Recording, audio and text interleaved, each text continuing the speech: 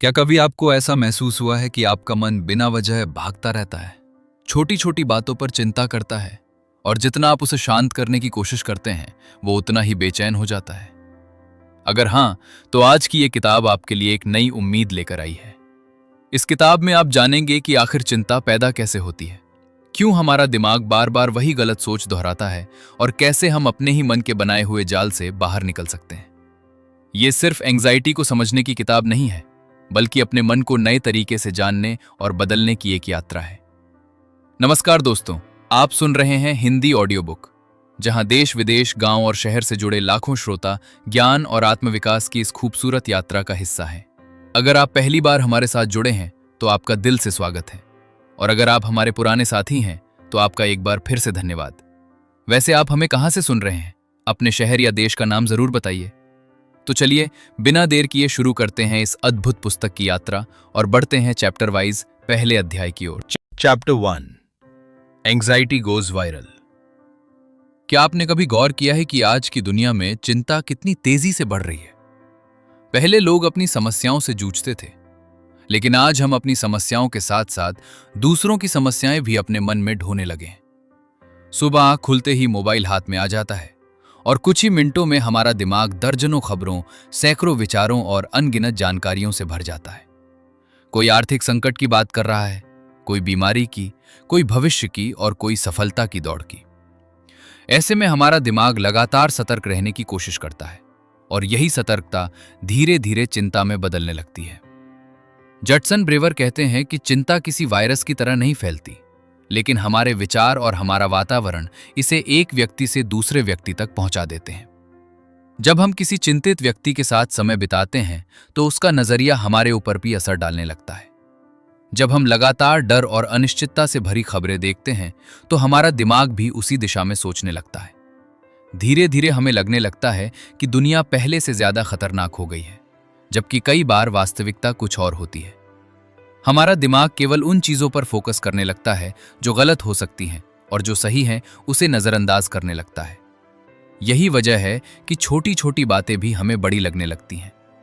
एक साधारण मैसेज का जवाब ना आना, एक मीटिंग का बुलावा या किसी का बदला हुआ व्यवहार भी हमें परेशान करने लगता है, क्योंकि हमारा दिमाग हर चीज में संभावित खतरा ढूंढने की कोशिश करता है। लेखक बताते हैं कि चिंता का सबसे बड़ा भ्रम यह है कि हमें लगता है ज्यादा सोचने से हम सुरक्षित हो जाएंगे, लेकिन सच्चाई यह है कि जरूरत से ज्यादा सोचना हमें केवल और ज्यादा उलझा देता है। हम एक ही समस्या को बार बार अलग अलग कोणों से देखने लगते हैं, लेकिन समाधान फिर भी नहीं मिलता। इसके बजाय हमारा मन और थक जाता है और हमारी ऊर्जा कम होने लगती है। यही कारण है कि आज लाखों लोग बिना किसी वास्तविक खतरे के भी लगातार तनाव और बेचैनी महसूस करते हैं। इस अध्याय का सबसे महत्वपूर्ण संदेश ये है कि चिंता हमारी दुश्मन नहीं है, वो केवल हमारे दिमाग का एक पुराना सुरक्षा तंत्र है जो आधुनिक दुनिया में जरूरत से ज्यादा सक्रिय हो गया है। और जब हम इसे समझना शुरू करते हैं तभी इससे बाहर निकलने का रास्ता भी दिखाई देने लगता है। अब आगे बढ़ते हैं अगले चैप्टर की ओर। Chapter 2, the birth of anxiety. अब सवाल यह है कि चिंता आखिर पैदा कहां से होती है? क्या यह केवल हमारे विचारों का परिणाम है, या इसके पीछे कोई गहरी कहानी छिपी हुई है? लेखक हमें हजारों साल पीछे ले जाते हैं, जब इंसान जंगलों में रहता था। उस समय हर दिन जीवित रहना एक चुनौती था। चारों तरफ खतरे थे और जरा सी लापरवाही जानलेवा साबित हो सकती थी। ऐसे समय में हमारा दिमाग एक खास तरीके से विकसित हुआ। उसने खतरे को जल्दी पहचानना और उससे बचना सीखा। यही क्षमता हमारे पूर्वजों को जीवित रखने में मदद करती थी। लेकिन समस्या यह है कि समय बदल गया है, दुनिया बदल गई है, लेकिन हमारा दिमाग अब भी काफी हद तक उसी पुराने सिस्टम पर काम कर रहा है। आज हमारे सामने शेर या जंगली जानवर नहीं है, लेकिन नौकरी का दबाव, रिश्तों की जटिलताएं, आर्थिक असुरक्षा और भविष्य की अनिश्चितता मौजूद है। दिमाग इन आधुनिक चुनौतियों को भी उसी तरह देखता है जैसे वो पुराने समय के खतरों को देखता था। इसलिए वो हमें बार बार चेतावनी देता रहता है। जब कोई स्थिति हमें असुरक्षित महसूस कराती है तब हमारे भीतर डर पैदा होता है, और फिर दिमाग उस डर को नियंत्रित करने के लिए सोचना शुरू करता है। शुरुआत में यह सामान्य लगता है, लेकिन जब वही सोच बार बार दोहराई जाने लगती है तब चिंता जन्म लेती है। हमें लगता है कि अगर हम समस्या के बारे में और सोचेंगे तो समाधान मिल जाएगा, लेकिन अक्सर ऐसा नहीं होता। इसके बजाय हम एक ऐसे चक्र में फंस जाते हैं जहां सोच खत्म नहीं होती और बेचैनी बढ़ती जाती है। लेखक बताते हैं कि चिंता केवल मन में नहीं होती, इसका असर पूरे शरीर पर पड़ता है। दिल की धड़कन तेज हो जाती है, शरीर तनाव में आ जाता है और हमारा ध्यान केवल संभावित खतरों पर केंद्रित हो जाता है। यही कारण है कि लंबे समय तक चिंता करने वाले लोग मानसिक ही नहीं, शारीरिक रूप से भी थक जाते हैं। लेकिन इस अध्याय की सबसे बड़ी सीख ये है कि चिंता कोई गलती नहीं है, यह हमारे दिमाग का स्वाभाविक व्यवहार है। समस्या चिंता के होने में नहीं है, समस्या उसे समझे बिना उसके पीछे चलते रहने में है। जब हम ये जान जाते हैं कि चिंता कैसे जन्म लेती है, तब हम पहली बार उसके प्रभाव से बाहर निकलने की दिशा में कदम बढ़ा सकते हैं। और यही समझ इस पूरी किताब की नींव बनती है। Chapter 3, habits and everyday addictions. अब तक हमने समझा कि चिंता कैसे फैलती है और कैसे जन्म लेती है, लेकिन अब लेखक हमें एक और महत्वपूर्ण सच से परिचित कराते हैं। वो सच है आदतों की ताकत। हम में से ज्यादातर लोग ये मानते हैं कि हमारी आदतें हमारे नियंत्रण में हैं, लेकिन वास्तव में हमारी जिंदगी का बहुत बड़ा हिस्सा ऑटोमेटिक मोड पर चलता है। सुबह उठने से लेकर रात को सोने तक हम अनगिनत ऐसे काम करते हैं जिनके बारे में हम सोचते भी नहीं। यही आदतों की शक्ति है। लेखक बताते हैं कि हमारा दिमाग ऊर्जा बचाने के लिए आदतें बनाता है। जब कोई काम बार बार दोहराया जाता है तो दिमाग उसे एक पैटर्न में बदल देता है ताकि हर बार ज्यादा सोचने की जरूरत न पड़े। यही कारण है कि हम बिना सोचे मोबाइल खोल लेते हैं, बिना भूख के कुछ खा लेते हैं या बिना किसी खास वजह के सोशल मीडिया स्क्रॉल करने लगते हैं। लेकिन समस्या तब शुरू होती है जब आदतें धीरे धीरे छोटी लत का रूप लेने लगती हैं। लेखक बताते हैं कि हर एडिक्शन की शुरुआत एक साधारण आदत से होती है। हमें किसी काम से थोड़ी राहत मिलती है, थोड़ा आनंद मिलता है और हमारा दिमाग उसे याद रख लेता है। अगली बार जब हम तनाव या बेचैनी महसूस करते हैं तो दिमाग उसी रास्ते पर चलने का सुझाव देता है। धीरे धीरे यह प्रक्रिया इतनी मजबूत हो जाती है कि हमें लगता है जैसे हमारे पास कोई दूसरा विकल्प ही नहीं है। हम बार बार वही व्यवहार दोहराते रहते हैं, भले ही वो हमें नुकसान पहुंचा रहा हो। यही कारण है कि बहुत से लोग जानते हुए भी अपनी हानिकारक आदतों को नहीं छोड़ पाते। उनका दिमाग उस व्यवहार को राहत और सुरक्षा से जोड़ चुका होता है। लेखक हमें यह समझाते हैं कि यदि हम अपनी आदतों को बदलना चाहते हैं तो सबसे पहले हमें उन्हें पहचानना होगा। जब तक हम ये नहीं देखेंगे कि हम क्या कर रहे हैं और क्यों कर रहे हैं, तब तक कोई वास्तविक परिवर्तन संभव नहीं है। यही जागरूकता आगे आने वाले अध्यायों की नींव बनती है। अब आगे बढ़ते हैं अगले चैप्टर की ओर। Chapter 4, anxiety as a habit loop. इस अध्याय में लेखक किताब की सबसे महत्वपूर्ण खोजों में से एक हमारे सामने रखते हैं। वो बताते हैं कि चिंता केवल एक भावना नहीं है, बल्कि एक हैबिट लूप है, यानी एक ऐसा चक्र जो बार बार खुद को दोहराता है। जब हम किसी बात को लेकर असहज महसूस करते हैं तो वो असहजता एक ट्रिगर की तरह काम करती है। इसके बाद हमारा दिमाग चिंता करना शुरू कर देता है। हमें लगता है कि हम समस्या का समाधान ढूंढ रहे हैं, लेकिन वास्तव में हम चिंता के उसी पुराने रास्ते पर चल रहे होते हैं। फिर कुछ समय बाद हमें थोड़ी राहत महसूस होती है, क्योंकि हमें लगता है कि हमने स्थिति पर ध्यान दिया है। यही राहत हमारे दिमाग को सिखाती है कि चिंता करना उपयोगी है, और इस तरह यह चक्र और मजबूत हो जाता है। लेखक एक बेहद सरल लेकिन गहरी बात कहते हैं। हमारा दिमाग हमेशा उस व्यवहार को दोहराता है जिससे उसे रिवॉर्ड मिलता है, भले ही वो रिवॉर्ड बहुत छोटा क्यों ना हो। चिंता के मामले में रिवॉर्ड ये भ्रम होता है कि हम स्थिति को नियंत्रित कर रहे हैं, लेकिन वास्तविकता में हम केवल अपने डर को बार बार खिला रहे होते हैं। जितना ज्यादा हम चिंता करते हैं, उतना ही हमारा दिमाग चिंता को जरूरी मानने लगता है। धीरे धीरे ये एक आदत बन जाती है और फिर हम बिना किसी बड़े कारण के भी चिंतित रहने लगते हैं। यही वजह है कि कई लोग कहते हैं कि उन्हें पता ही नहीं चलता कि वे कब चिंता करने लगे। ये प्रक्रिया इतनी स्वचालित हो चुकी होती है कि वो उनके व्यक्तित्व का हिस्सा लगने लगती है। इस अध्याय की सबसे मूल्यवान सीख ये है कि यदि चिंता एक हैबिट लूप है तो इसे बदला भी जा सकता है। जिस तरह कोई आदत सीखी जाती है, उसी तरह उसे अनसीखा भी जा सकता है। लेखक हमें उम्मीद देते हैं कि समस्या हमारी इच्छा शक्ति की कमी नहीं है, बल्कि उस चक्र को न समझ पाना है जो बार बार हमें उसी जगह ले आता है। जैसे ही हम उस चक्र को स्पष्ट रूप से देखना शुरू करते हैं, वैसे ही बदलाव की प्रक्रिया भी शुरू हो जाती है। और यही समझ आगे आने वाले अध्यायों में हमें चिंता से मुक्ति की दिशा में ले जाएगी। अब आगे बढ़ते हैं अगले चैप्टर की ओर। Chapter 5, how to map your mind. अब तक हमने समझा कि चिंता कैसे पैदा होती है और कैसे एक आदत का रूप ले लेती है। लेकिन अगर हमें इस चक्र से बाहर निकलना है तो सबसे पहले हमें अपने ही मन का नक्शा समझना होगा। लेखक कहते हैं कि ज्यादातर लोग अपनी चिंता से लड़ने की कोशिश करते हैं, लेकिन बहुत कम लोग ये जानने की कोशिश करते हैं कि उनकी चिंता वास्तव में काम कैसे करती है। अगर कोई व्यक्ति किसी अनजान शहर में बिना नक्शे के घूम रहा हो तो उसके भटकने की संभावना बहुत ज्यादा होती है। ठीक यही बात हमारे मन पर भी लागू होती है। जब तक हम अपने विचारों, भावनाओं और व्यवहारों के बीच के संबंध को नहीं समझते, तब तक हम बार बार उसी जगह लौटते रहेंगे जहां से निकलना चाहते हैं। लेखक हमें अपने अनुभवों को ध्यान से देखने के लिए कहते हैं। जब भी चिंता पैदा हो तो तुरंत उसे दूर भगाने की कोशिश मत कीजिए। इसके बजाय ये देखिए कि उससे पहले क्या हुआ था, कौन सी परिस्थिति थी, कौन सा विचार आया था, शरीर में क्या महसूस हुआ था और उसके बाद आपने क्या किया। शायद आपने मोबाइल उठा लिया हो, शायद आपने किसी से बार बार सलाह मांगी हो, शायद आपने किसी काम को टाल दिया हो। यही वो पैटर्न है जो आपके मन का नक्शा बनाता है। जितनी स्पष्टता से आप इस पैटर्न को देखेंगे, उतना ही बेहतर समझ पाएंगे कि आपकी चिंता कैसे काम करती है। लेखक बताते हैं कि जागरूकता परिवर्तन का पहला कदम है। अक्सर हम अपनी भावनाओं में इतने उलझ जाते हैं कि उन्हें देख ही नहीं पाते। लेकिन जब हम कुछ दूरी बनाकर अपने अनुभवों का निरीक्षण करना शुरू करते हैं, तब एक नई समझ विकसित होती है।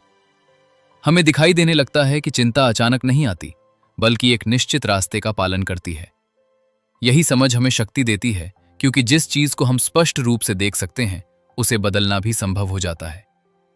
इस अध्याय का मुख्य संदेश यही है कि अपने मन को समझे बिना उसे बदला नहीं जा सकता, और अपने मन का नक्शा बनाना चिंता से मुक्त होने की यात्रा की सबसे महत्वपूर्ण शुरुआत है। अब आगे बढ़ते हैं अगले चैप्टर की ओर। Chapter 6, why your previous anti anxiety and anti habit strategies failed. अगर आपने कभी चिंता कम करने की कोशिश की है तो संभव है कि आपने कई तरीके अपनाए होंगे। खुद को समझाया होगा कि चिंता मत करो, सकारात्मक सोचने की कोशिश की होगी, अपने आप को व्यस्त रखने की कोशिश की होगी। शायद आपने अपनी किसी बुरी आदत को छोड़ने का संकल्प भी लिया होगा, लेकिन कुछ समय बाद आप फिर उसी जगह लौट आए होंगे।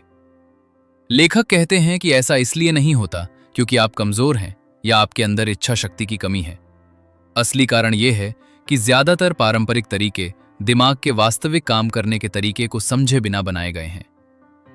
लेखक बताते हैं कि जब हम किसी आदत या चिंता को केवल बलपूर्वक रोकने की कोशिश करते हैं तो अक्सर उसका उल्टा असर होता है। उदाहरण के लिए, अगर मैं आपसे कहूं कि अगले 1 मिनट तक सफेद हाथी के बारे में मत सोचिए, तो सबसे पहले आपके मन में क्या आएगा? सफेद हाथी? यही हमारे दिमाग की प्रकृति है। जितना हम किसी विचार को दबाने की कोशिश करते हैं, वो उतना ही मजबूत होकर वापस आता है। यही कारण है कि चिंता को केवल रोकने की कोशिश करना अक्सर सफल नहीं होता। हम उससे लड़ते रहते हैं और वो बार बार लौट आती है। लेखक आगे समझाते हैं कि हमारा दिमाग रिवॉर्ड के आधार पर सीखता है, न कि केवल नियमों के आधार पर। यदि किसी व्यवहार से दिमाग को राहत मिलती है तो वो उसे दोहराना चाहता है। इसलिए केवल ये जान लेना कि कोई आदत खराब है उसे छोड़ने के लिए पर्याप्त नहीं है। जब तक दिमाग को कोई बेहतर विकल्प नहीं मिलेगा, वो पुराने रास्ते पर ही चलता रहेगा। यही वजह है कि बहुत से लोग अपनी आदतों और चिंताओं को समझने के बावजूद उनसे मुक्त नहीं हो पाते। इस अध्याय की सबसे महत्वपूर्ण सीख ये है कि परिवर्तन संघर्ष से नहीं, बल्कि समझ से आता है। जब हम दिमाग के सीखने के तरीके को समझ लेते हैं, तब हम उसके साथ काम करना शुरू करते हैं, उसके खिलाफ नहीं। और यहीं से वास्तविक बदलाव की शुरुआत होती है। अब आगे बढ़ते हैं अगले चैप्टर की ओर। Chapter 7, Dave's story, part 1। इस अध्याय में लेखक हमें डेव नाम के एक व्यक्ति की कहानी से परिचित कराते हैं। डेव बाहर से देखने पर बिल्कुल सामान्य इंसान लगता था। उसके पास अच्छी नौकरी थी, परिवार था और जिंदगी में सब कुछ ठीक दिखाई देता था। लेकिन उसके भीतर एक ऐसी लड़ाई चल रही थी जिसके बारे में बहुत कम लोग जानते थे। वो लगातार चिंता में जी रहा था। उसका दिमाग हर समय किसी न किसी समस्या के बारे में सोचता रहता था। अगर कोई काम अच्छा चल रहा होता तो उसे डर लगने लगता कि कहीं कुछ गलत ना हो जाए। अगर कोई छोटी सी परेशानी आती तो उसका मन सबसे बुरे परिणाम की कल्पना करने लगता। शुरुआत में डेव को लगता था कि ज्यादा सोचना उसकी जिम्मेदारी का हिस्सा है। उसे विश्वास था कि अगर वो हर संभावित समस्या के बारे में पहले से सोच लेगा तो वो सुरक्षित रहेगा। लेकिन धीरे धीरे यही आदत उसकी सबसे बड़ी समस्या बन गई। वो रात को सोने से पहले घंटों सोचता रहता। सुबह उठते ही उसके मन में नई चिंताएं शुरू हो जाती। उसके लिए वर्तमान में रहना मुश्किल होता जा रहा था, क्योंकि उसका मन हमेशा भविष्य में भटकता रहता था। वो हर परिस्थिति को नियंत्रित करना चाहता था, लेकिन जितना ज्यादा वो नियंत्रण की कोशिश करता, उतना ही ज्यादा असहाय महसूस करता। लेखक डेव की कहानी के माध्यम से हमें दिखाते हैं कि चिंता कितनी चालाकी से हमारे जीवन में जगह बना लेती है। कई बार हमें लगता है कि हम केवल जिम्मेदार या सतर्क बन रहे हैं, जबकि वास्तव में हम चिंता के चक्र को मजबूत कर रहे होते हैं। डेव भी यही कर रहा था। उसे पता ही नहीं चला कि कब उसकी चिंता एक आदत बन गई।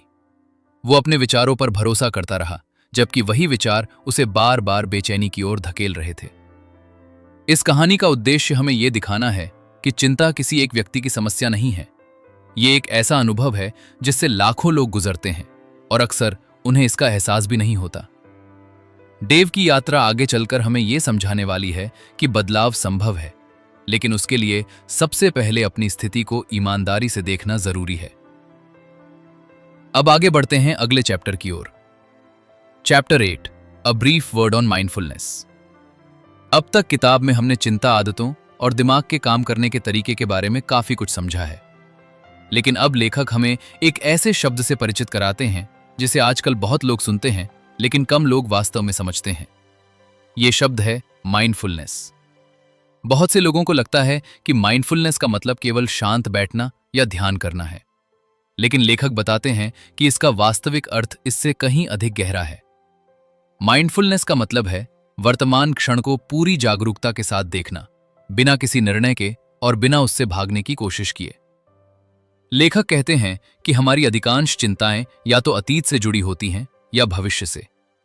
हम या तो उन बातों के बारे में सोचते रहते हैं जो हो चुकी हैं, या उन बातों के बारे में जो शायद कभी होंगी भी नहीं। इस प्रक्रिया में हम वर्तमान क्षण को खो देते हैं। माइंडफुलनेस हमें वापस इसी वर्तमान क्षण में लाती है। यह हमें सिखाती है कि अपने विचारों को सच मान लेने के बजाय उन्हें केवल विचारों की तरह देखा जाए। जब हम ऐसा करना सीखते हैं, तब चिंता की पकड़ धीरे धीरे कमजोर होने लगती है। माइंडफुलनेस का सबसे बड़ा लाभ यह है कि यह हमें अपने अनुभवों को स्पष्ट रूप से देखने में मदद करती है। जब कोई चिंताजनक विचार आता है, तो हम तुरंत उसके पीछे भागने के बजाय उसे पहचानना सीखते हैं। हम महसूस करते हैं कि यह केवल एक विचार है, कोई वास्तविक खतरा नहीं। यही छोटा सा अंतर हमारे पूरे अनुभव को बदल सकता है। लेखक बताते हैं कि माइंडफुलनेस कोई जादू नहीं है और न ही ये रातों रात सभी समस्याओं को खत्म कर देती है, लेकिन ये हमें अपने मन के साथ एक नया संबंध बनाने में मदद करती है। एक ऐसा संबंध जिसमें डर और चिंता हमारे मालिक नहीं रहते, बल्कि केवल अनुभव बनकर सामने आते हैं। यही कौशल आगे आने वाले अध्यायों में हमारी सबसे बड़ी ताकत बनने वाला है। अब आगे बढ़ते हैं अगले चैप्टर की ओर। Chapter 9, what is your mindfulness personality type. अब तक हमने जाना कि माइंडफुलनेस क्या है और यह चिंता के चक्र को समझने में कैसे मदद करती है, लेकिन लेखक यहां एक बहुत दिलचस्प बात बताते हैं। हर व्यक्ति माइंडफुलनेस को एक ही तरीके से अनुभव नहीं करता। जिस तरह हर इंसान का स्वभाव अलग होता है, उसी तरह जागरूकता विकसित करने का तरीका भी अलग हो सकता है। कुछ लोग अपने विचारों को आसानी से देख पाते हैं, जबकि कुछ लोग अपनी भावनाओं को ज्यादा स्पष्ट रूप से महसूस करते हैं। कुछ लोग शरीर में होने वाले बदलावों पर ध्यान देते हैं और कुछ लोग अपने व्यवहार के पैटर्न को जल्दी पहचान लेते हैं। इसलिए यह जरूरी नहीं कि जो तरीका एक व्यक्ति के लिए काम करे, वही दूसरे के लिए भी उतना ही प्रभावी हो। लेखक पाठकों को अपने अनुभवों को ध्यान से देखने के लिए प्रोत्साहित करते हैं। जब चिंता पैदा होती है, तब आपका ध्यान सबसे पहले किस चीज पर जाता है? क्या आप अपने विचारों को नोटिस करते हैं? क्या आप अपने शरीर में तनाव महसूस करते हैं? क्या आप अपने मन की बेचैनी को पहचानते हैं, या फिर आप केवल अपने व्यवहार को देखते हैं? इन सवालों के जवाब हमें यह समझने में मदद करते हैं कि हमारा माइंडफुलनेस पर्सनैलिटी टाइप क्या है। जब हम अपनी प्राकृतिक प्रवृत्ति को समझ लेते हैं, तब हम जागरूकता का अभ्यास अधिक सहज तरीके से कर पाते हैं। इस अध्याय का मुख्य उद्देश्य किसी लेबल में बांधना नहीं है, बल्कि आत्म समझ को गहरा करना है। लेखक बताते हैं कि चिंता से मुक्त होने का रास्ता केवल तकनीकों से नहीं, बल्कि खुद को जानने से शुरू होता है। जितना बेहतर हम अपने मन के काम करने के तरीके को समझेंगे, उतना ही आसानी से हम उन आदतों और पैटर्न्स को पहचान पाएंगे जो हमें बार बार चिंता की ओर ले जाते हैं। यही समझ आगे आने वाले अध्यायों में हमें अपने दिमाग को एक नए तरीके से प्रशिक्षित करने में मदद करेगी। अब आगे बढ़ते हैं अगले चैप्टर की ओर। Chapter 10, how your brain makes decisions, why we prefer cake to broccoli. इस अध्याय में लेखक हमें दिमाग के निर्णय लेने की प्रक्रिया के बारे में बताते हैं। पहली नजर में ये एक साधारण विषय लगता है, लेकिन वास्तव में चिंता और आदतों को समझने के लिए यह बेहद महत्वपूर्ण है। लेखक कहते हैं कि हमारा दिमाग हमेशा उस चीज की ओर आकर्षित होता है जिससे उसे तुरंत अच्छा महसूस हो। यही कारण है कि ज्यादातर लोग केक को ब्रोकली पर चुन लेते हैं। केक तुरंत आनंद देता है, जबकि ब्रोकली का फायदा लंबे समय बाद दिखाई देता है। हमारा दिमाग स्वाभाविक रूप से उसी विकल्प को चुनता है जो जल्दी रिवॉर्ड देता है। यही सिद्धांत चिंता और आदतों पर भी लागू होता है। जब हम चिंतित होते हैं और फिर किसी ऐसे व्यवहार की ओर जाते हैं जिससे थोड़ी राहत मिलती है, तो दिमाग उस राहत को याद रख लेता है। चाहे वो बार बार मोबाइल चेक करना हो, अनावश्यक जानकारी ढूंढना हो या किसी से लगातार आश्वासन मांगना हो। उस क्षण हमें थोड़ी राहत मिलती है और दिमाग सीख लेता है कि अगली बार भी यही करना है। धीरे धीरे ये एक मजबूत पैटर्न बन जाता है। हम सोचते हैं कि हम समस्या का समाधान कर रहे हैं, जबकि वास्तव में हम केवल अपने दिमाग को उसी पुराने रास्ते पर चलना सिखा रहे होते हैं। लेखक बताते हैं कि दिमाग का लर्निंग सिस्टम बहुत सरल है। वो हमेशा ये देखता है कि किस व्यवहार से कितना रिवॉर्ड मिला। यदि रिवॉर्ड ज्यादा महसूस होता है तो वो व्यवहार मजबूत हो जाता है। यदि रिवॉर्ड कम हो जाता है तो दिमाग धीरे धीरे उस व्यवहार में रुचि खोने लगता है। यही सिद्धांत आदतों को बदलने की कुंजी है। जब हम किसी व्यवहार की वास्तविक कीमत को स्पष्ट रूप से देखना शुरू करते हैं, तब उसका आकर्षण कम होने लगता है। उदाहरण के लिए, यदि हम ईमानदारी से देखें कि चिंता हमें शांति नहीं बल्कि और अधिक तनाव देती है, तो दिमाग धीरे धीरे समझने लगता है कि ये कोई उपयोगी रणनीति नहीं है। इस अध्याय की सबसे महत्वपूर्ण सीख ये है कि हमारा दिमाग दुश्मन नहीं है। वो केवल वही सीखता है जो अनुभव उसे सिखाते हैं। यदि हमने उसे वर्षों तक चिंता और अस्थायी राहत का चक्र सिखाया है, तो वो उसी के अनुसार काम करेगा। लेकिन अच्छी खबर यह है कि नए अनुभवों के माध्यम से हम उसे नए तरीके भी सिखा सकते हैं, और यही समझ आगे की पूरी यात्रा का आधार बनने वाली है। अब आगे बढ़ते हैं अगले चैप्टर की ओर। Chapter 11, stop thinking, Dave story part 2। Dave की कहानी अब एक ऐसे मोड़ पर पहुंचती है जहां उसे पहली बार एहसास होने लगता है कि उसकी सबसे बड़ी समस्या उसकी परिस्थितियां नहीं बल्कि उसके सोचने का तरीका है। वर्षों से वो ये मानता आया था कि अगर वो हर समस्या के बारे में पर्याप्त सोच लेगा तो वो खुद को सुरक्षित रख पाएगा। लेकिन सच्चाई इसके बिल्कुल विपरीत थी। जितना ज्यादा वो सोचता था, उतना ही ज्यादा उलझता जाता था। उसका दिमाग लगातार जवाब खोजने की कोशिश करता था, लेकिन हर जवाब के साथ नए सवाल पैदा हो जाते थे। ऐसा लगता था जैसे वो एक ऐसे चक्र में फंस गया हो जिसका कोई अंत नहीं है। एक दिन डेव ने अपने अनुभवों को थोड़ा अलग नजरिए से देखना शुरू किया। उसने महसूस किया कि उसकी अधिकांश चिंताएं कभी वास्तविकता नहीं बनती थी। जिन बातों को लेकर वो घंटों और दिनों तक परेशान रहता था, उनमें से अधिकतर केवल उसके मन की कल्पनाएं थीं। फिर भी उसका दिमाग हर बार उसी गंभीरता से प्रतिक्रिया देता था जैसे कोई बड़ा खतरा सामने खड़ा हो। यही वो क्षण था जब उसे समझ आने लगा कि लगातार सोचना हमेशा समाधान नहीं होता। कई बार यह समस्या का हिस्सा बन जाता है। लेखक बताते हैं कि जब हम चिंता में फंस जाते हैं तो हमें लगता है कि हमें और सोचने की जरूरत है, जबकि वास्तव में हमें रुककर देखने की जरूरत होती है। डेव ने पहली बार अपने विचारों के पीछे भागने के बजाय उन्हें देखना शुरू किया। उसने महसूस किया कि विचार आते हैं और चले जाते हैं। हर विचार पर प्रतिक्रिया देना जरूरी नहीं है।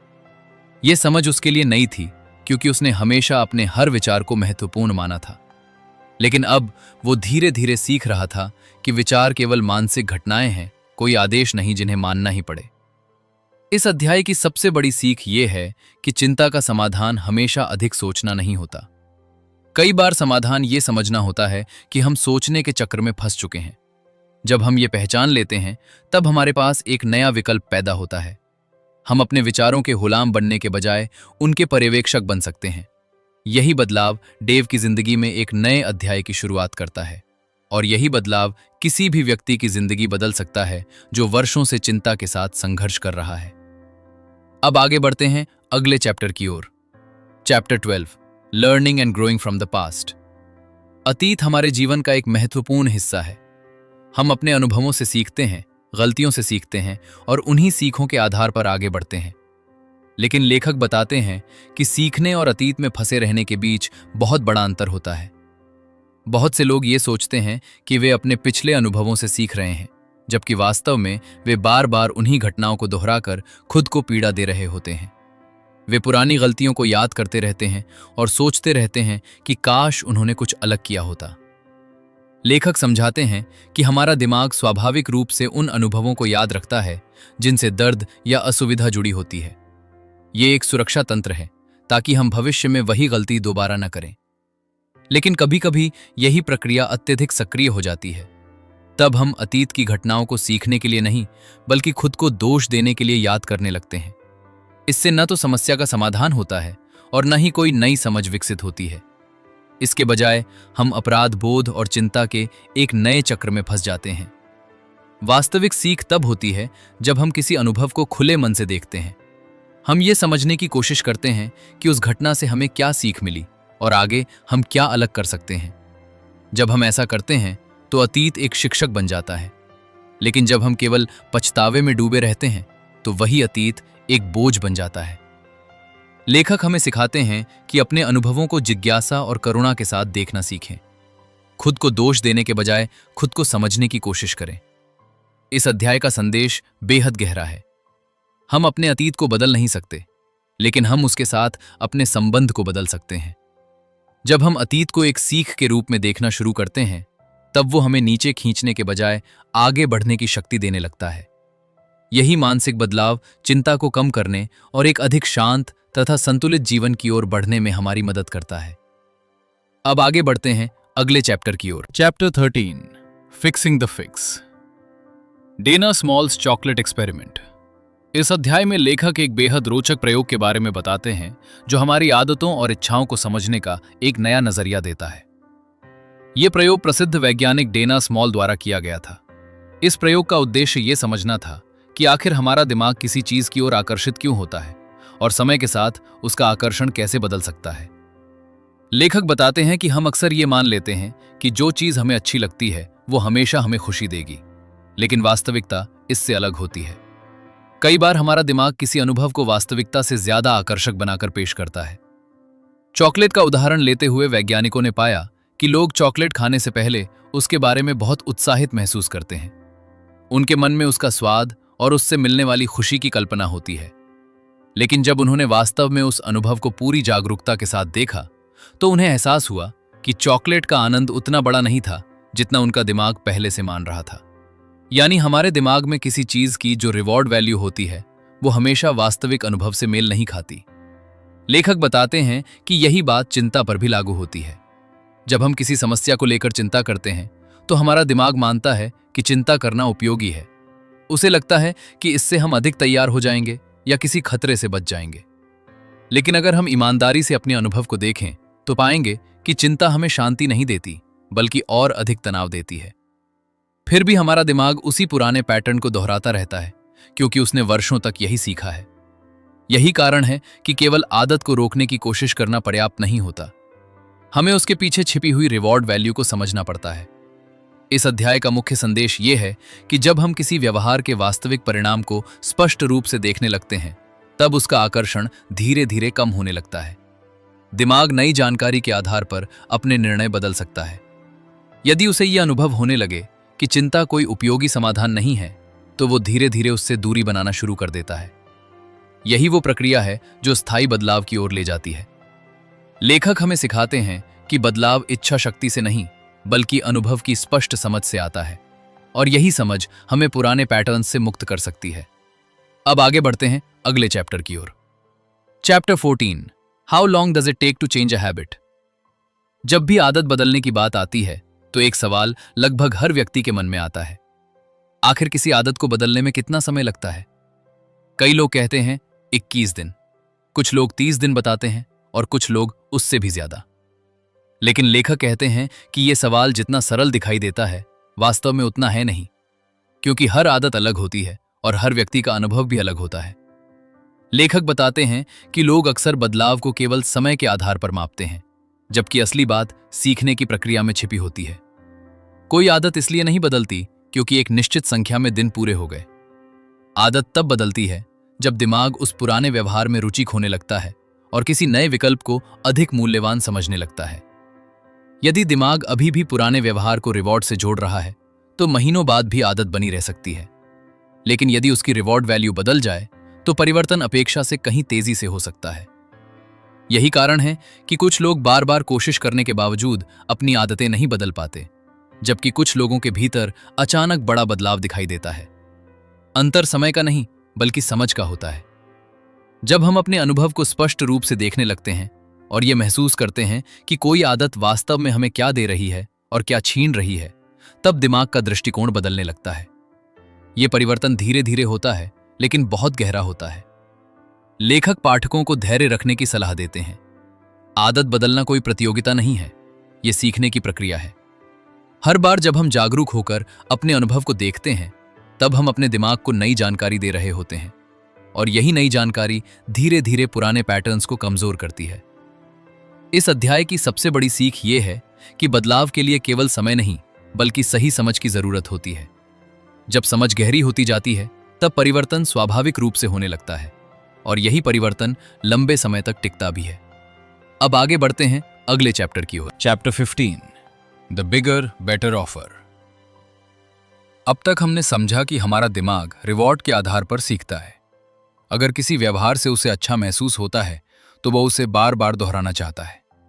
लेकिन अब एक महत्वपूर्ण सवाल सामने आता है।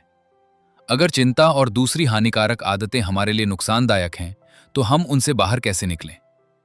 लेखक कहते हैं कि केवल किसी आदत को छोड़ देने से काम नहीं चलता। दिमाग को हमेशा कुछ न कुछ चाहिए होता है। इसलिए किसी पुरानी आदत को हटाने के लिए उससे बेहतर और अधिक संतोष देने वाला विकल्प देना पड़ता है। लेखक इसी को बिगर बेटर ऑफर कहते हैं। जब हम चिंतित होते हैं तो हमारा दिमाग किसी तरह राहत चाहता है। वर्षों तक उसने चिंता को ही राहत पाने का एक तरीका समझ रखा होता है, भले ही वो राहत बहुत छोटी और अस्थायी क्यों ना हो। लेकिन जब हम माइंडफुलनेस और जागरूकता का अभ्यास करते हैं तो हमें एक नया अनुभव मिलता है। हम देखते हैं कि चिंता के पीछे भागने के बजाय उसे शांत मन से देखना कहीं अधिक सुकून देता है। धीरे धीरे दिमाग इस नए अनुभव को नोटिस करने लगता है। उसे महसूस होने लगता है कि पुराने पैटर्न की तुलना में ये नया तरीका अधिक उपयोगी है। लेखक बताते हैं कि बदलाव का रहस्य संघर्ष में नहीं बल्कि आकर्षण में छिपा है। यदि कोई नया अनुभव वास्तव में अधिक संतोष देता है तो दिमाग स्वाभाविक रूप से उसकी ओर बढ़ता है। जैसे एक बच्चा पुराना खिलौना तब छोड़ता है जब उसे उससे अधिक दिलचस्प खिलौना मिल जाए। ठीक उसी तरह हमारा दिमाग भी पुरानी आदतों को तब छोड़ना शुरू करता है जब उसे कोई बेहतर विकल्प दिखाई देता है। यही कारण है कि केवल खुद को रोकना या मजबूर करना लंबे समय तक काम नहीं करता। हमें अपने दिमाग को एक नया अनुभव देना पड़ता है जो वास्तव में अधिक मूल्यवान हो। इस अध्याय की सबसे बड़ी सीख ये है कि चिंता से मुक्ति किसी चीज को छीनने की प्रक्रिया नहीं है बल्कि कुछ बेहतर खोजने की प्रक्रिया है। जब हम वर्तमान क्षण की शांति, जिज्ञासा और स्पष्टता का अनुभव करना शुरू करते हैं तब चिंता की पकड़ धीरे धीरे कमजोर पड़ने लगती है, क्योंकि अब दिमाग के पास एक ऐसा विकल्प मौजूद होता है जो पुराने पैटर्न से कहीं अधिक संतोष देने वाला है। यही बिगर बेटर ऑफर परिवर्तन का वास्तविक आधार बनता है। अब आगे बढ़ते हैं अगले चैप्टर की ओर। Chapter 16, the science of curiosity. इस अध्याय में लेखक एक ऐसी शक्ति के बारे में बात करते हैं जिसे अक्सर लोग बहुत साधारण समझते हैं, लेकिन वास्तव में वह परिवर्तन की सबसे महत्वपूर्ण कुंजियों में से एक है। यह शक्ति है क्यूरियोसिटी यानी जिज्ञासा। आमतौर पर जब हम चिंता या किसी कठिन भावना का अनुभव करते हैं तो हम उससे दूर भागना चाहते हैं, हम उसे खत्म करना चाहते हैं। लेकिन लेखक कहते हैं कि अगर हम उससे लड़ने के बजाय उसके प्रति जिज्ञासु हो जाएं तो पूरी स्थिति बदल सकती है। जिज्ञासा का स्वभाव डर से बिल्कुल अलग होता है। डर हमें सिकोड़ता है जबकि जिज्ञासा हमें खोलती है। डर हमें भागने पर मजबूर करता है जबकि जिज्ञासा हमें देखने और समझने के लिए प्रेरित करती है। जब हम किसी चिंताजनक विचार के आने पर खुद से पूछते हैं कि अभी मेरे मन में वास्तव में क्या चल रहा है, तब हम चिंता के साथ अपने संबंध को बदलना शुरू कर देते हैं। अब हम उसके शिकार नहीं रहते बल्कि उसके पर्यवेक्षक बन जाते हैं। लेखक बताते हैं कि वैज्ञानिक शोध भी ये दिखाते हैं कि जिज्ञासा दिमाग के उन हिस्सों को सक्रिय करती है जो सीखने और खोज करने से जुड़े होते हैं। जब हम जिज्ञासु होते हैं तब हमारा दिमाग खतरे की स्थिति से बाहर निकलकर खोज और समझ की स्थिति में आ जाता है। यही बदलाव चिंता के चक्र को कमजोर करने में मदद करता है। उदाहरण के लिए, यदि आपका दिल तेजी से धड़क रहा है तो घबराने के बजाय आप जिज्ञासा के साथ देख सकते हैं कि यह अनुभव वास्तव में कैसा महसूस हो रहा है। जैसे ही आप ऐसा करते हैं, आपका रिश्ता उस अनुभव से बदलने लगता है। इस अध्याय का मुख्य संदेश यह है कि जिज्ञासा केवल एक भावना नहीं, बल्कि एक शक्तिशाली अभ्यास है। यह हमें अपने अनुभवों को नए नजरिए से देखने की क्षमता देती है। जब हम चिंता से लड़ना बंद करके उसे समझने की कोशिश करते हैं, तब उसके ऊपर हमारी निर्भरता कम होने लगती है। धीरे धीरे दिमाग सीखता है कि हर असुविधा से भागना जरूरी नहीं है। कुछ अनुभवों को केवल देखा और समझा भी जा सकता है, और यही समझ हमें अधिक स्वतंत्र, अधिक शांत और अधिक जागरूक जीवन की ओर ले जाती है। अब आगे बढ़ते हैं अगले चैप्टर की ओर। Chapter 17, Dave story part 3। Dave की यात्रा अब उस मोड़ पर पहुंच चुकी थी जहां वो केवल अपनी चिंता को समझ नहीं रहा था, बल्कि उससे अपने संबंध को भी बदलना शुरू कर चुका था। पहले जब भी उसके मन में कोई चिंताजनक विचार आता था तो वो तुरंत उसके पीछे भागने लगता था। वो हर सवाल का जवाब ढूंढना चाहता था और हर अनिश्चितता को खत्म करना चाहता था। लेकिन अब वो धीरे धीरे एक नई चीज सीख रहा था। वो अपने विचारों को केवल विचारों की तरह देखना शुरू कर रहा था। यह बदलाव छोटा दिखाई देता है, लेकिन वास्तव में यही उसकी पूरी जिंदगी बदलने वाला था। एक दिन डेव ने महसूस किया कि उसका मन फिर किसी संभावित समस्या को लेकर कहानियां बनाना शुरू कर रहा है। पहले की तरह वो उस कहानी में खो नहीं गया।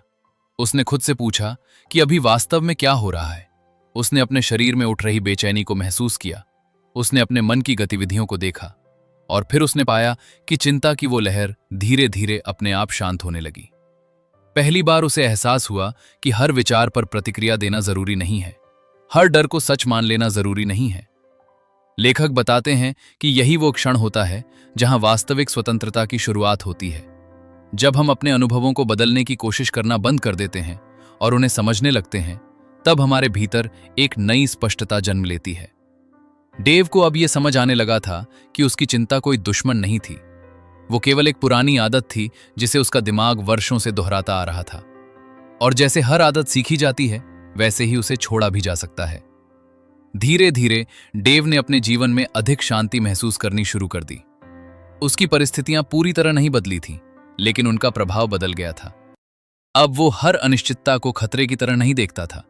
वो वर्तमान क्षण में अधिक रहने लगा था। लेखक डेव की कहानी के माध्यम से हमें दिखाते हैं कि परिवर्तन किसी एक बड़े कदम से नहीं आता, बल्कि छोटे छोटे जागरूक क्षणों से आता है। हर बार जब हम अपने पुराने पैटर्न को पहचानते हैं और उसके बजाय एक नया विकल्प चुनते हैं, तब हम अपने दिमाग को एक नई दिशा सिखा रहे होते हैं। यही डेव की सबसे बड़ी जीत थी, और यही जीत हर उस व्यक्ति के लिए संभव है जो चिंता के चक्र से बाहर निकलना चाहता है। अब आगे बढ़ते हैं अगले चैप्टर की ओर।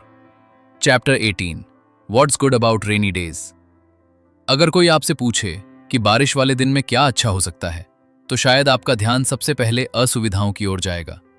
गीली सड़कें, ट्रैफिक की समस्या या योजनाओं का बिगड़ जाना। लेकिन लेखक इस अध्याय में हमें एक बिल्कुल अलग नजरिया देते हैं। वे बताते हैं कि जीवन की हर असुविधा को केवल समस्या की तरह देखने की आदत ही हमारी बहुत सी मानसिक परेशानियों की जड़ है। हम चाहते हैं कि सब कुछ हमारी इच्छा के अनुसार हो, लेकिन वास्तविक जीवन ऐसा नहीं होता। लेखक कहते हैं कि बारिश का दिन जीवन का एक रूपक है। जैसे हम बारिश को रोक नहीं सकते, वैसे ही हम जीवन की हर कठिन परिस्थिति को भी नियंत्रित नहीं कर सकते। लेकिन हम ये जरूर चुन सकते हैं कि हम उसके प्रति कैसी प्रतिक्रिया देंगे। जब हम किसी अप्रिय अनुभव का विरोध करते हैं तो हमारा तनाव बढ़ जाता है, लेकिन जब हम उसे स्वीकार करना सीखते हैं, तब उसके साथ हमारा संघर्ष कम हो जाता है। इसका मतलब ये नहीं है कि हमें कठिनाइयों को पसंद करना शुरू कर देना चाहिए। इसका मतलब केवल इतना है कि हम उनसे लड़ने के बजाय उन्हें समझना सीखें। लेखक हमें याद दिलाते हैं कि जीवन के कई महत्वपूर्ण सबक आराम और सुविधा से नहीं, बल्कि चुनौतियों से मिलते हैं। कठिन अनुभव हमें धैर्य सिखाते हैं, असफलताएं हमें विनम्र बनाती हैं, अनिश्चितताएं हमें वर्तमान क्षण की कीमत समझाती हैं। जिस तरह बारिश धरती को नया जीवन देती है, उसी तरह जीवन की कठिन परिस्थितियां भी हमें भीतर से विकसित कर सकती हैं। यदि हम उन्हें सही नजरिए से देखना सीख जाएं। इस अध्याय का मुख्य संदेश यह है कि खुशी केवल अच्छे दिनों पर निर्भर नहीं करती। वास्तविक शांति तब आती है जब हम अच्छे और कठिन दोनों तरह के अनुभवों के साथ सहज होना सीख लेते हैं। जब हम जीवन को वैसा ही स्वीकार करना शुरू करते हैं जैसा वो है, तब हमारे भीतर एक नई स्वतंत्रता जन्म लेती है। और यही स्वतंत्रता चिंता की पकड़ को कमजोर करती है, क्योंकि अब हम हर परिस्थिति को खतरे की तरह नहीं बल्कि सीखने के एक अवसर की तरह देखने लगते हैं। अब आगे बढ़ते हैं अगले चैप्टर की ओर। Chapter 19, all you need is love. जब लोग प्रेम शब्द सुनते हैं तो अक्सर उनके मन में रिश्तों की तस्वीर उभरती है, लेकिन इस अध्याय में लेखक प्रेम को एक बिल्कुल अलग दृष्टिकोण से समझाते हैं। यहां प्रेम का अर्थ केवल किसी दूसरे व्यक्ति के प्रति भावना नहीं है, बल्कि अपने प्रति करुणा, अपने अनुभवों के प्रति दयालुता और जीवन के प्रति एक खुले दृष्टिकोण से है।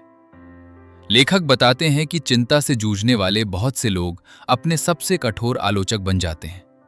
वे खुद से ऐसे बात करते हैं जैसे किसी दुश्मन से बात कर रहे हों। छोटी गलतियों पर खुद को दोष देते हैं और हर कमजोरी को अपनी असफलता मान लेते हैं। लेखक कहते हैं कि जब हम अपने साथ कठोर व्यवहार करते हैं तो चिंता और मजबूत हो जाती है। हमारा दिमाग लगातार खतरे और आलोचना के माहौल में रहने लगता है।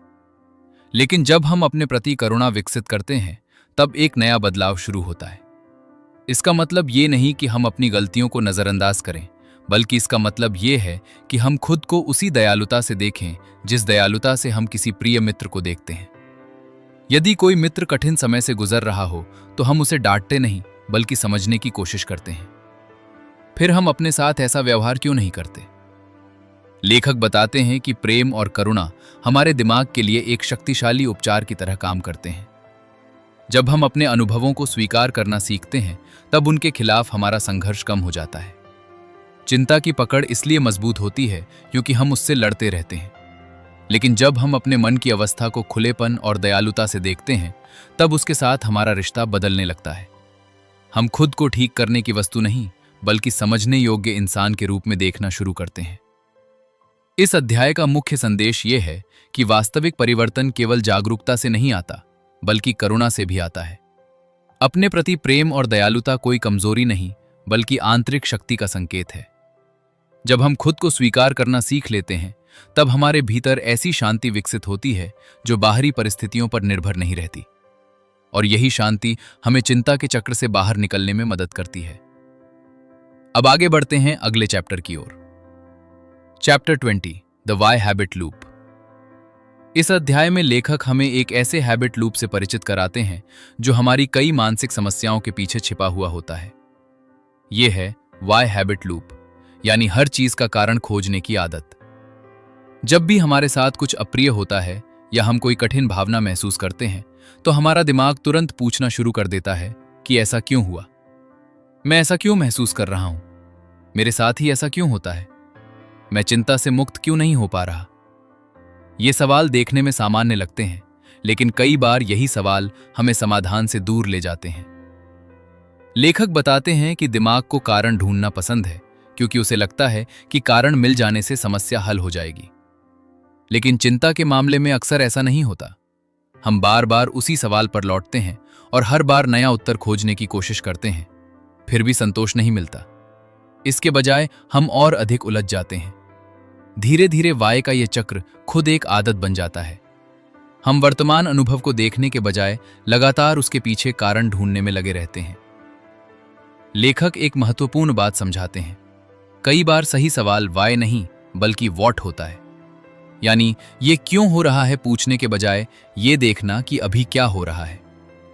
जब हम अपना ध्यान कारणों की अंतहीन खोज से हटाकर वर्तमान अनुभव पर लाते हैं, तब हमें अधिक स्पष्टता मिलती है। हम अपने विचारों, भावनाओं और शारीरिक अनुभवों को सीधे देख पाते हैं। यही जागरूकता वास्तविक परिवर्तन की शुरुआत करती है। इस अध्याय का संदेश बेहद गहरा है। हर सवाल का जवाब ढूंढना जरूरी नहीं होता। कई बार लगातार जवाब खोजने की आदत ही हमारी परेशानी को बढ़ा देती है। जब हम वर्तमान क्षण को जैसा है वैसा देखना सीखते हैं, तब हमें एहसास होता है कि समाधान हमेशा सोचने में नहीं बल्कि देखने में छिपा होता है। और यही समझ हमें चिंता और मानसिक उलझनों से धीरे धीरे मुक्त करने लगती है। अब आगे बढ़ते हैं अगले चैप्टर की ओर। Chapter 21, even doctors get panic attacks. बहुत से लोग ये मानते हैं कि जो लोग मानसिक स्वास्थ्य को समझते हैं या जो लोग डॉक्टर हैं, उन्हें चिंता या पैनिक अटैक जैसी समस्याएं नहीं होती। लेकिन इस अध्याय में लेखक एक बहुत महत्वपूर्ण सच्चाई सामने रखते हैं। वे बताते हैं कि ज्ञान होने का मतलब ये नहीं है कि इंसान भावनाओं से मुक्त हो जाता है। आखिरकार हम सभी इंसान हैं और हमारा दिमाग एक ही मूलभूत तरीके से काम करता है। लेखक अपने अनुभवों और वास्तविक घटनाओं के माध्यम से ये दिखाते हैं कि पैनिक अटैक किसी के साथ भी हो सकता है, चाहे वो कितना ही शिक्षित, अनुभवी या सफल क्यों ना हो। लेखक बताते हैं कि पैनिक अटैक अक्सर अचानक आता हुआ महसूस होता है। दिल तेजी से धड़कने लगता है, सांस भारी लगने लगती है, शरीर में घबराहट फैल जाती है और व्यक्ति को ऐसा लग सकता है जैसे कोई बहुत बड़ा खतरा सामने हो। कई बार लोगों को यह भी लगता है कि उन्हें दिल का दौरा पड़ रहा है या उनके साथ कुछ गंभीर होने वाला है। लेकिन वास्तव में पैनिक अटैक शरीर के उसी सुरक्षा तंत्र का अत्यधिक सक्रिय हो जाना है जो हमें खतरे से बचाने के लिए बनाया गया था। समस्या तब बढ़ती है जब व्यक्ति इस अनुभव से डरने लगता है। उसे केवल पैनिक अटैक नहीं होता, बल्कि उसे पैनिक अटैक के दोबारा आने का भी डर सताने लगता है। यही डर एक नए चक्र की शुरुआत कर देता है। व्यक्ति अपने शरीर की हर छोटी संवेदना पर नजर रखने लगता है। दिल की धड़कन थोड़ी तेज हुई नहीं कि वो घबरा जाता है। सांस में हल्का बदलाव हुआ नहीं कि वो चिंतित हो जाता है। इस तरह उसका ध्यान लगातार खतरे की खोज में लगा रहता है और दिमाग बार बार उसी चक्र को मजबूत करता रहता है। लेखक बताते हैं कि इस चक्र से बाहर निकलने का रास्ता उससे लड़ने में नहीं, बल्कि उसे समझने में है। जब हम ये पहचान लेते हैं कि शरीर में हो रही ये संवेदनाएं खतरनाक नहीं हैं, बल्कि एक अस्थायी प्रतिक्रिया हैं, तब उनका प्रभाव कम होने लगता है। जितना हम उनसे भागते हैं, वे उतनी ही शक्तिशाली लगती हैं। लेकिन जब हम उन्हें जिज्ञासा और जागरूकता के साथ देखना सीखते हैं, तब उनका डर धीरे धीरे खत्म होने लगता है। इस अध्याय का सबसे बड़ा संदेश ये है कि पैनिक अटैक कमजोरी का संकेत नहीं है और ना ही ये किसी व्यक्ति की असफलता है। ये केवल दिमाग और शरीर की एक प्रक्रिया है जिसे समझा और बदला जा सकता है। अब आगे बढ़ते हैं अगले चैप्टर की ओर। Chapter 22, evidence based faith. Faith यानी विश्वास शब्द सुनते ही अक्सर लोगों के मन में धर्म या आध्यात्मिकता का विचार आता है। लेकिन इस अध्याय में लेखक विश्वास को एक अलग दृष्टिकोण से समझाते हैं। वे कहते हैं कि वास्तविक विश्वास अंधी मान्यता पर आधारित नहीं होता, बल्कि अनुभव पर आधारित होता है। यही कारण है कि वे इसे एविडेंस बेस्ड फेथ कहते हैं, यानी ऐसा विश्वास जो हमारे अपने अनुभवों और प्रत्यक्ष समझ से पैदा होता है। लेखक बताते हैं कि जब कोई व्यक्ति चिंता से जूझ रहा होता है, तो उसके लिए यह विश्वास करना कठिन हो सकता है कि चीजें बेहतर हो सकती हैं। उसका दिमाग बार बार उसे पुराने डर और पुरानी कहानियां सुनाता है। लेकिन जब वो जागरूकता का अभ्यास करना शुरू करता है और धीरे धीरे अपने अनुभवों में बदलाव देखता है, तब उसके भीतर एक नया विश्वास जन्म लेने लगता है। ये विश्वास किसी बाहरी व्यक्ति द्वारा नहीं दिया जाता, बल्कि उसके अपने अनुभवों से विकसित होता है। उदाहरण के लिए, जब कोई व्यक्ति कई बार ये देखता है कि चिंताजनक विचार आते हैं और फिर अपने आप चले भी जाते हैं, तो उसे समझ आने लगता है कि हर विचार पर विश्वास करना जरूरी नहीं है। जब वो अनुभव करता है कि असुविधाजनक भावनाएं स्थायी नहीं हैं, तो उसके भीतर एक नई स्थिरता पैदा होती है। यही अनुभव धीरे धीरे विश्वास का आधार बनते हैं। अब उसका भरोसा केवल उम्मीद पर नहीं, बल्कि प्रत्यक्ष अनुभव पर टिका होता है। लेखक कहते हैं कि यही एविडेंस बेस्ड फेथ हमें आगे बढ़ने की शक्ति देता है। यह हमें याद दिलाता है कि परिवर्तन संभव है, क्योंकि हमने उसके छोटे छोटे संकेत पहले ही देखे हैं। यह विश्वास हमें कठिन क्षणों में भी टिके रहने में मदद करता है। इस अध्याय का मुख्य संदेश यह है कि वास्तविक विश्वास किसी सिद्धांत से नहीं, बल्कि अनुभव से पैदा होता है। जब हम बार बार अपने अनुभवों को खुले मन से देखते हैं, तब हमारे भीतर एक गहरा भरोसा विकसित होता है कि हम अपने पुराने पैटर्न से मुक्त हो सकते हैं और अधिक शांत, अधिक संतुलित जीवन जी सकते हैं। अब आगे बढ़ते हैं अगले चैप्टर की ओर। Chapter 23, anxiety, सोब्राइटी। इस अध्याय में लेखक एक बहुत ही अनोखा और गहरा विचार प्रस्तुत करते हैं। वे चिंता से मुक्त होने की प्रक्रिया की तुलना सोब्राइटी से करते हैं। जिस तरह कोई व्यक्ति किसी लत से बाहर निकलने की कोशिश करता है, उसी तरह चिंता से बाहर निकलना भी एक सीखने की प्रक्रिया है। लेखक बताते हैं कि बहुत से लोग ये मानते हैं कि एक दिन ऐसा आएगा जब उनकी सारी चिंता हमेशा के लिए खत्म हो जाएगी, लेकिन वास्तविकता कुछ अलग है। लक्ष्य चिंता को पूरी तरह मिटाना नहीं है, बल्कि उसके साथ अपने संबंध को बदलना है। वर्षों तक हमारा दिमाग चिंता को एक उपयोगी रणनीति मानता रहता है। जब भी कोई अनिश्चितता सामने आती है, वो तुरंत चिंता करना शुरू कर देता है। उसे लगता है कि ऐसा करके वो हमें सुरक्षित रख रहा है। यही कारण है कि चिंता धीरे धीरे एक मानसिक आदत बन जाती है, और किसी भी आदत की तरह ये भी समय के साथ मजबूत होती जाती है। लेकिन जब हम जागरूकता के साथ अपने अनुभवों को देखना शुरू करते हैं, तब हमें धीरे धीरे समझ आने लगता है कि चिंता वास्तव में हमें क्या दे रही है और क्या छीन रही है। लेखक बताते हैं कि एंग्जाइटी सोब्राइटी का अर्थ ये नहीं है कि हमारे जीवन में कभी चिंता आएगी ही नहीं। चिंता एक मानवीय अनुभव है और समय समय पर हर व्यक्ति इसे महसूस करता है। असली बदलाव तब होता है जब हम चिंता के आते ही उसके पीछे भागना बंद कर देते हैं। पहले जहां हम हर चिंताजनक विचार को सच मान लेते थे, वहीं अब हम उसे केवल एक विचार के रूप में देखना सीख जाते हैं।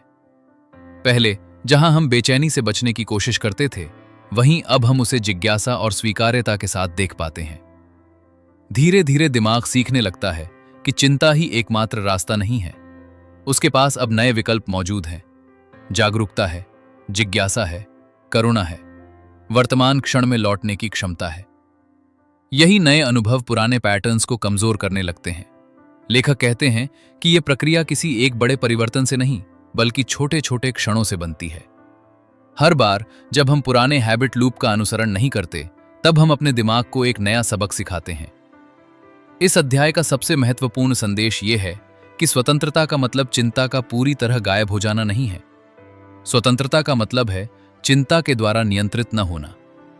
जब हम ये सीख जाते हैं कि विचार केवल विचार हैं और भावनाएं केवल अस्थायी अनुभव हैं, तब हमारे भीतर एक नई शांति विकसित होती है। ये शांति परिस्थितियों पर निर्भर नहीं होती, ये भीतर की समझ से पैदा होती है, और यही समझ हमें एक ऐसे जीवन की ओर ले जाती है जहां हम डर और चिंता के पीछे भागने के बजाय जागरूकता और स्पष्टता के साथ जीना सीख जाते हैं। तो दोस्तों, इस तरह हम पहुंचते हैं इस अद्भुत पुस्तक के अंत तक। इस पूरी यात्रा में हमने जाना कि चिंता कोई दुश्मन नहीं है, बल्कि एक आदत है जिसे हमारा दिमाग बार बार दोहराता है। हमने समझा कि एंग्जाइटी कैसे पैदा होती है, कैसे मजबूत होती है, और सबसे महत्वपूर्ण बात यह कि उससे बाहर निकलने का रास्ता भी मौजूद है। जडसन ब्रेवर हमें यह सिखाते हैं कि बदलाव संघर्ष से नहीं, बल्कि जागरूकता से आता है। जब हम अपने विचारों, भावनाओं और आदतों को स्पष्ट रूप से देखना सीख जाते हैं, तब हमारे भीतर परिवर्तन स्वाभाविक रूप से शुरू हो जाता है। याद रखिए, जीवन में अनिश्चितताएं हमेशा रहेंगी, चुनौतियां भी आएंगी और कठिन क्षण भी। लेकिन अब आपके पास उन्हें देखने का एक नया नजरिया है। अब आपको हर विचार पर विश्वास करने की जरूरत नहीं है, हर डर के पीछे भागने की जरूरत नहीं है। आप रुक सकते हैं, देख सकते हैं और जागरूकता के साथ अपना अगला कदम चुन सकते हैं। यही इस पुस्तक की सबसे बड़ी सीख है।